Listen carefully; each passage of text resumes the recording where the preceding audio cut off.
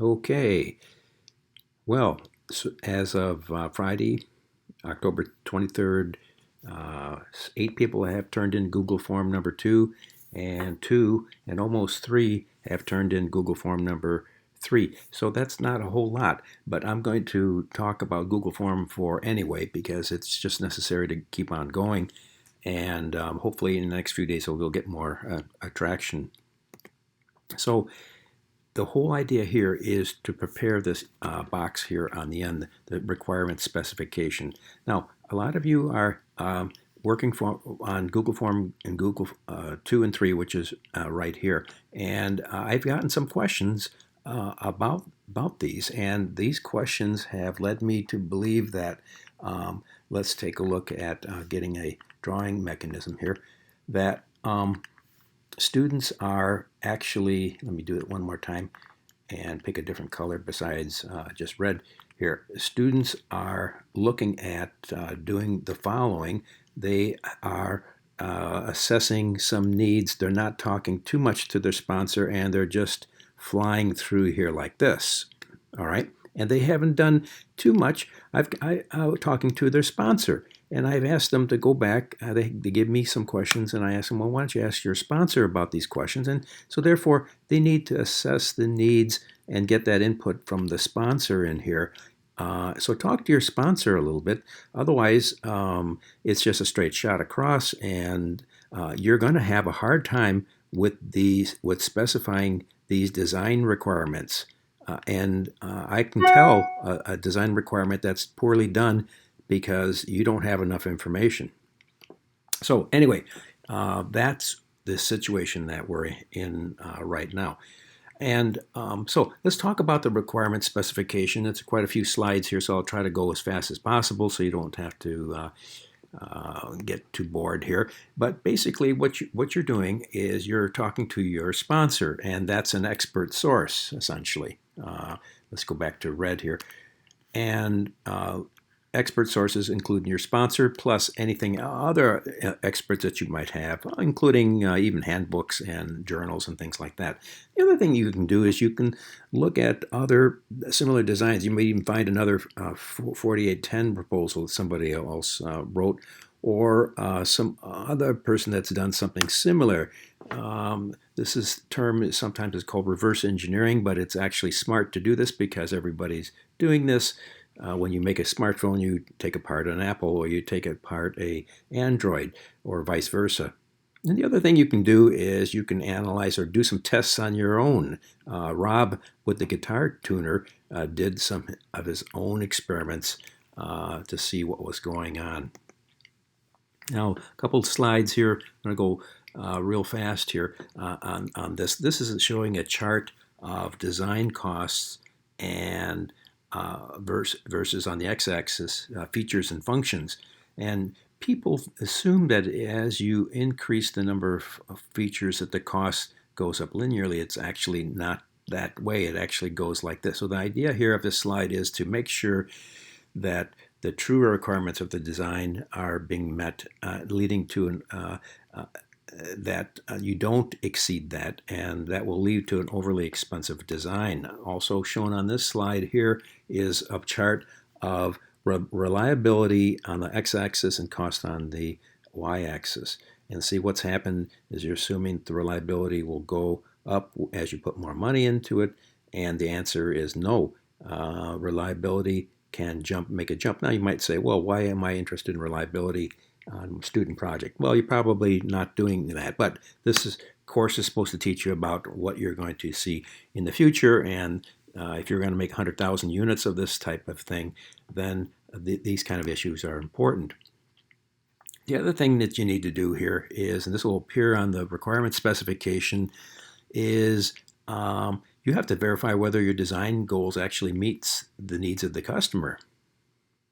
All right. And this is also referred to as an acceptance test.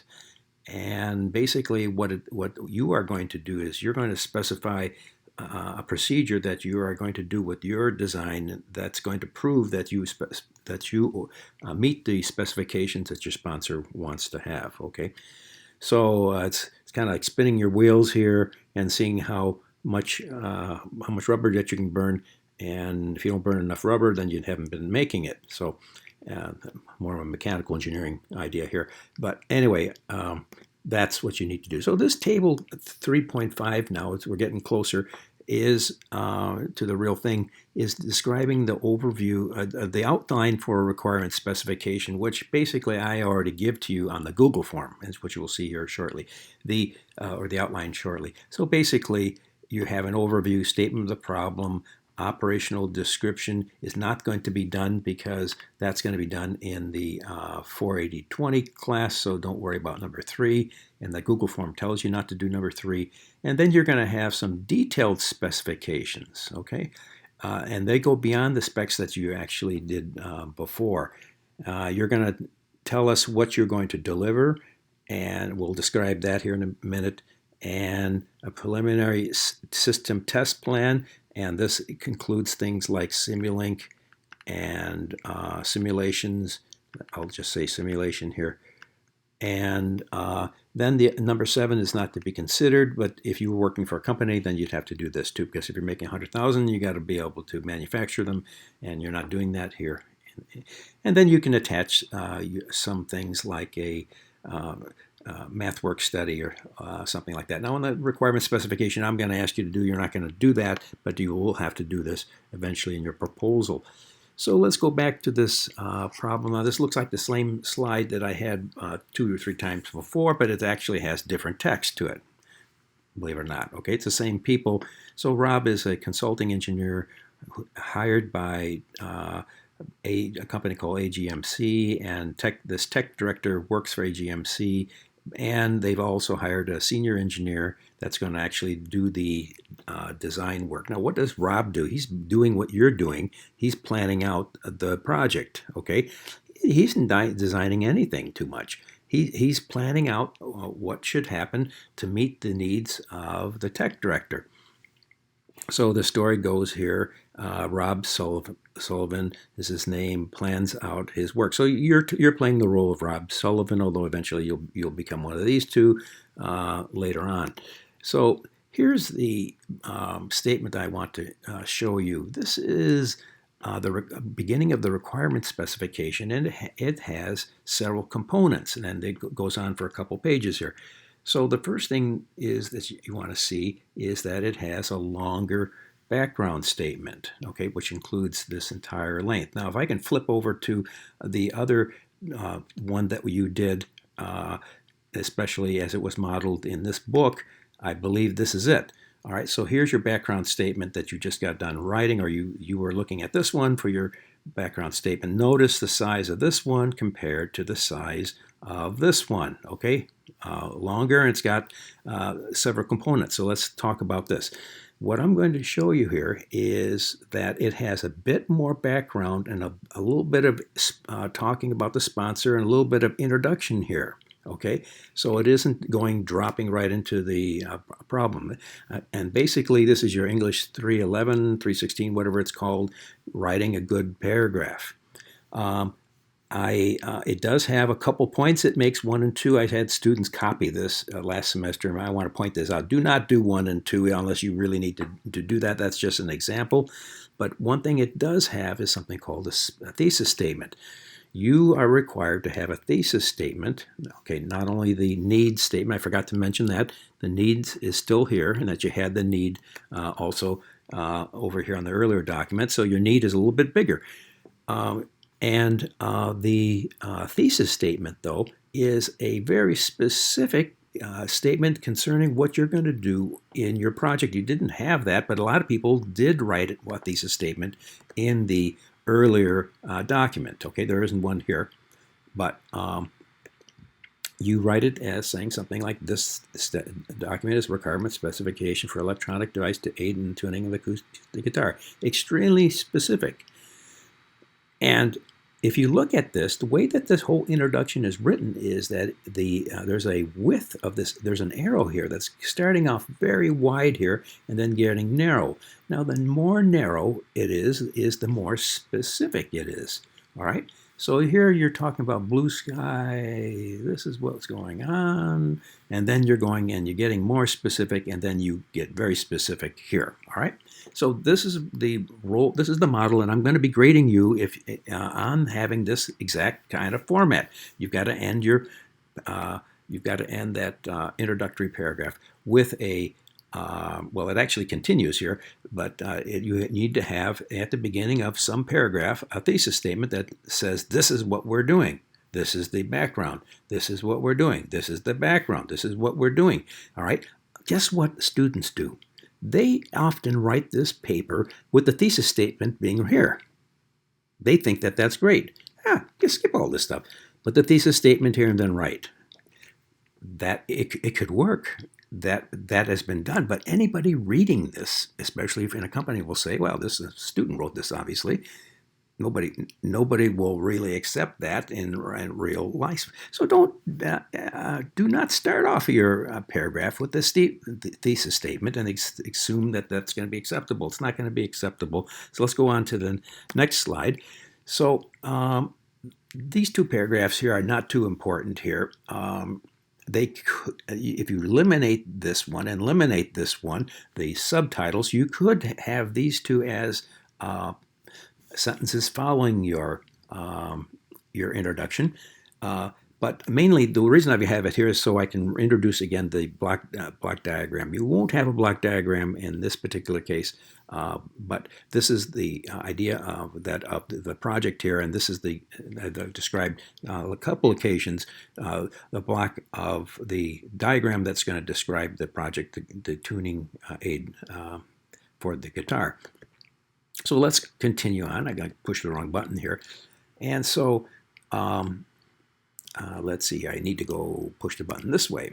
All right, so and the next couple slides I've already gone over, so this is going to be very fast. Actually, Rob Sullivan decided that he would actually jump into that to try to produce a specification that was kind of realistic. He did a little bit of testing here, and he recorded some music, recorded the strings, the fifth string, I believe, and then he did some analysis. And he was excited about doing fast Fourier transforms because he took that course just before his senior year before he graduated. And so he found out this, and he said, hey, we can use that stuff that I learned in school here. Boom, boom, boom, boom, boom.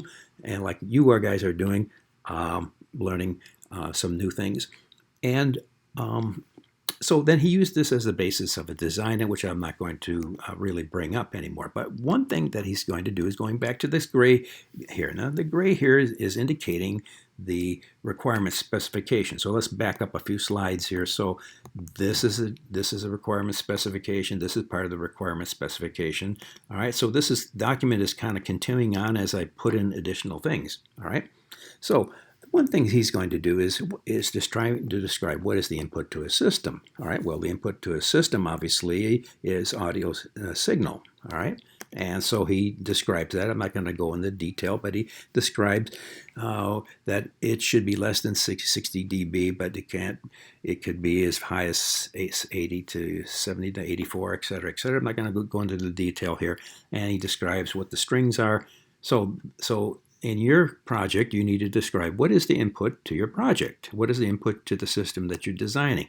In addition, you need to describe what is the output. Now, this will be on the Google form. There's a section called input, and there's one called output. So you identify what are the outputs to your system, and they're more like bullets, essentially, okay?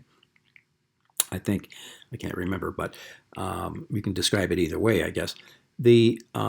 So in this particular case, it looks like he's indicating that the outputs will have diodes, and of course that corresponds to the block diagram here. So these are some of the outputs that we're going to do. Now remember, we all did this with the Simulink example because I actually showed you how to do the same thing, building a Simulink system instead of doing it this way, but this is still good information.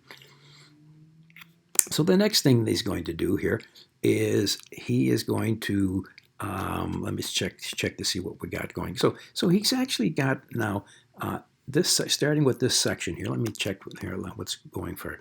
Yes, yes, that's true. So let me just kind of review. So starting at this point here, this is actually starting the next part and I didn't notice it initially here, but these are starting some of the detailed specifications, all right?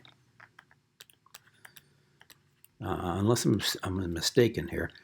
These are, so this, on the Google form, you're going to do an output section, then you're going to do some detailed specifications, and then these are it, okay, for this particular example. And 3, 4, 5, and 6 are indicating some things that that are specifications for the system. All right, and in a face-to-face meeting, I would have took some more time describing the background of that, but actually, with Simulink and everything, this technique is now been replaced with a better technique. So if you don't mind, I'm not going to bother with this, but I threw it in there just to make it complete. And now, so what else is left to do?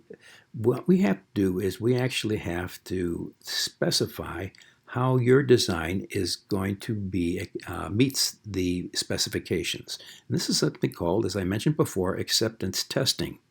So in this story here, all right, Rob and Lynn from AGMC agree that in order to meet the specifications of the, and I just showed you that red specifications, which is these, starting these, and they continue, all right.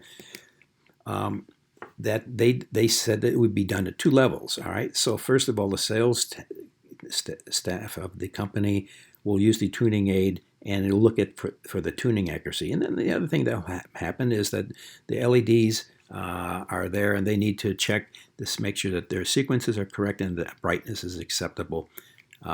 So there's 2 of those, 1 and 2. All right. So if you look at the number 1 here, I've got number 1 and number 2. So on the following pages, then we follow that. So here's, I should have made it blue here, but this is number 1.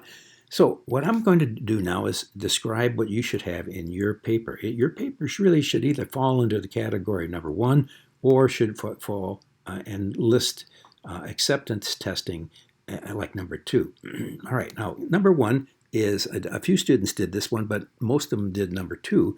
And so the acceptance testing basically said that we're going to build 5 of these, all right, and then we're going to do some statistics on there and determine if all these conditions are met, okay, being that you build 5. Well, a student project, you're lucky to build 1. So I did have one group that actually did this, but more than likely, you'll probably do the second way. But let's look to see how it ends on the bottom here, okay? So if we look at how it ends on the bottom here, let's see here on the bottom, notice that at step number 8, it sets things up, and then step number 8, it gives 2, 3, 4, 5, 6, 7 are the conditions, and if it meets all these conditions, it says the following: if the tuning aid successfully tuned all 6 strings, it is deemed to be acceptable. This is the clinching statement. All right? You want to have a statement like that, right? In other words, it says if you've done all of this and it's successfully tuned all 6 strings, then you have decided that your project has been acceptable. That is, it has been met all the specifications. You have to make this argument in your paper, all right? And you better actually use something like these words here. Not if you just wrote down 1 to 7 and you turned that in, I would say it's not your acceptance test is missing something, which means what is then the real clincher? What is the statement that determines if your project has met the specifications? Now, on the next example, which is probably more like what you're going to use, what you're going to do here is you're going to set something up. You're going to connect something in series with this. You're going to connect something with this. You're going to set a search situation, and you come up with the answer on the bottom here, which says then if the timing and the brightness specifications, if the timing and current levels are those specified, the timing brightness specifications have been successfully demonstrated, or you have deemed your project successful. All right? So you need a statement like that to make, it's the clinching statement. It says these are the things. Now, what are you talking about here? What is all this stuff? Okay, these are the tests that you are specifying that your project will undergo to prove that you've met your specifications. Okay, and what are those specifications? Again, back on this example, it was these. Oh, by the way, I forgot to mention here, what is the difference between these specifications and the ones that you wrote earlier in Google Form number 3? I'm glad you asked me that question, because here it is. I think I can go to that slide if I go to the next page here. These are basically a functional description of the design. There aren't a whole lot of numbers. There's a few numbers in here, but basically it's just a word-by-word description of what's going on. Your specs are much more detailed. It's much more specific and much more detailed. All right. So that is the difference. It continues over here. All right. So and it actually ends with some charts that look like this. So these are the detailed specifications, as opposed to the ones that on the earlier assignment in Google Form 2 and 3 that were basically a functional description. These are detailed specifications. All right. So let's continue on here, and you might have in a company, you might have a deliverables statement, and you are going to have a deliverables statement, and you're going to tell us what you're going to deliver to the sponsor. It's going to be it's going to be a project that's going to be in a certain box. It's going to be come with a manual. It's going to have all this, and then in the real world, you also have to indicate that you might have a dispute with your sponsor that the sponsor said you didn't do enough, and so you can actually have something written out that will resolve that. Probably not. So here's the deliverables list. So this is yet another section in the Google form which you're going to fill. All right. So in this particular case, they said that we're going to deliver five things. You're going to deliver one thing. All right. And so you have number 1, and then number 2. You're going to supply related artwork and documentation. Now remember that the silk screen and some of these other things here, this is probably from 1980 or something, so you do differently things here. So don't copy these word for word, as they won't work. They won't work out completely. All right, they have old nomenclature here. So use modern nomenclature. You do not have to do G. You do not have to supply a user's manual. And number 4 and number 5 are going to indicating that you're going to be doing a design concept, block diagram, functional description, and any analysis during the system design. And this is called simulating your design. Okay, so you will use Simulink. All right, so let's see if we can finish up this class here, this discussion. The next page in the Green Book talks about product cost. You will have to have a product cost analysis later. All right, so let me put the word later here. You do have to do this later in the application. All right, but not for this time. So you will do it later. And dispute resolution mechanism, probably not. I wouldn't bother with that. But you will have to do something like that in the real world later on. So anyway, so product cost, you will have to do this eventually, but not at this point. And the other thing that it goes on here is the requirement specification. When it's completely done, especially if it lists the parts and things, it requires some signatures to validate it. So this is done, and in your case, you will do something like this in your project application, but you won't do it on Google Form number 4, which is what we're discussing. So here is my last slide for today, and here's your assignment. It's called Write an Requirement Specification. All right. Well, right now, only 2 groups have turned in Google Form number 3. They are the only ones that are required to move up to Google Form number 4, which is this one. So let me just kind of review with you. This is Google Form number 4. All right. So the organization of your requirement specification is as follows. You're going to have, as I've already mentioned, an expanded background statement. In other words, a little bit more in the introduction, a little bit longer needs statement, And you must include the thesis sentence. If you forget that, you're going to get a low score on that section. You also have to tell what needs to be delivered.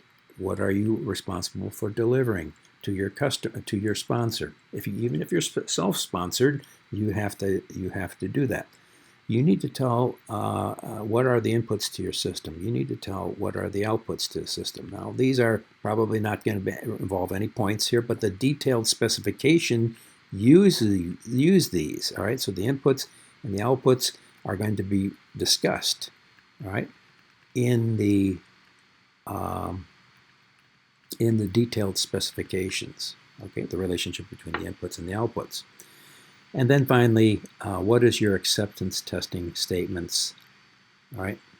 You can list the procedure 1 to 7, 1 to 8, and then at the last statement, you need to say something like, given if this is all satisfied, the project is deemed acceptable. You got to say that at the end. Then I'll read it and I'll see if it actually makes sense or not. So again, this is where we're at. This is Google Form number 4.